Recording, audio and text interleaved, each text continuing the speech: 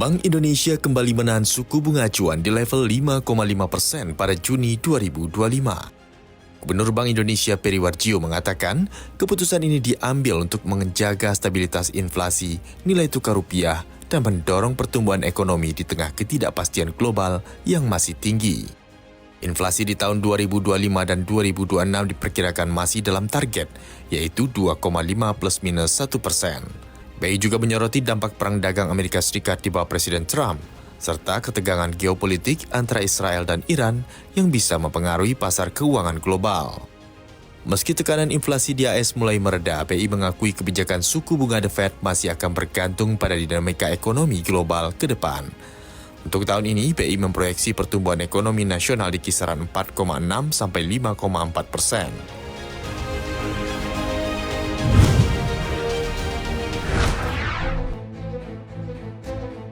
Pemprov DKI Jakarta memberikan diskon pajak hingga 50% untuk industri hotel selama 2 bulan pertama. Gubernur DKI Jakarta Pramono Anung menyatakan, kebijakan ini merupakan bentuk dukungan pemulihan sektor jasa yang terdampak berat sekaligus untuk meningkatkan kepatuhan pajak masyarakat. Setelah diskon 50% di 2 bulan pertama, Pemprov akan melanjutkan dengan diskon 20% di 2 bulan berikutnya. Tak hanya hotel, sektor makanan dan minuman termasuk usaha kuliner juga dapat diskon pajak sebesar 20%. Pramono menyebut insentif ini bertujuan membangkitkan semangat pelaku usaha untuk taat membayar pajak. Dalam rangka HUT ke-498 Kota Jakarta, Pemprov juga memberikan penghapusan denda pajak kendaraan bermotor dan biaya balik nama yang berlaku mulai 14 Juni hingga 31 Agustus 2025.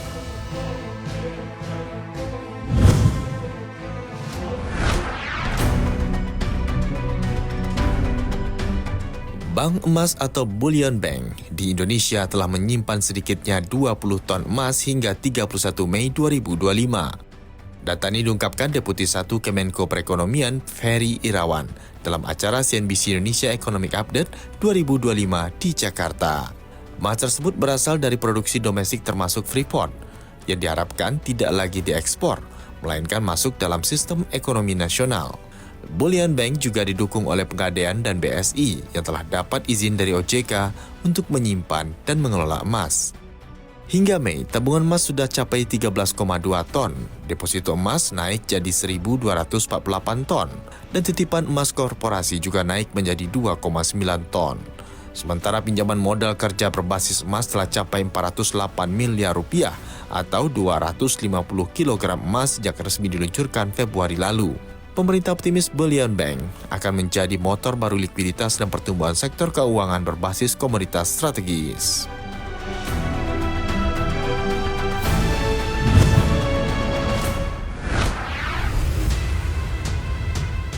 Bank Dunia resmi menggelontorkan dukungan pembiayaan sebesar 2,13 miliar dolar Amerika Serikat atau setara 34,7 triliun rupiah untuk Indonesia.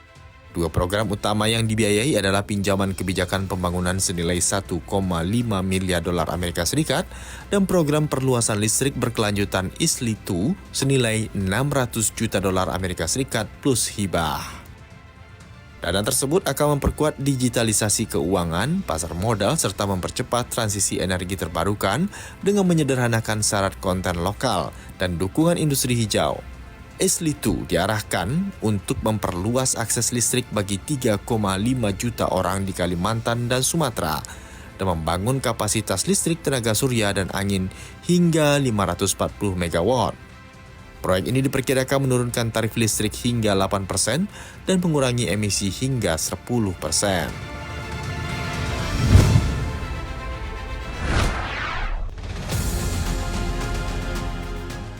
Presiden Amerika Serikat Donald Trump kembali mengejutkan dunia dengan meluncurkan smartphone baru bernama T1 Phone yang diklaim buatan Amerika Serikat. Dipasarkan dengan harga $499 atau setara 8 juta rupiah, ponsel ini menggunakan sistem operasi Android dan dibundling dengan layanan Trump Mobile seharga Rp775.000.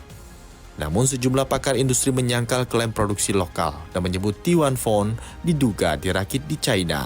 Analis mengungkapkan bahwa Amerika Serikat tidak memiliki infrastruktur produksi smartphone yang cukup untuk membangun ponsel dengan spesifikasi tinggi secara mandiri.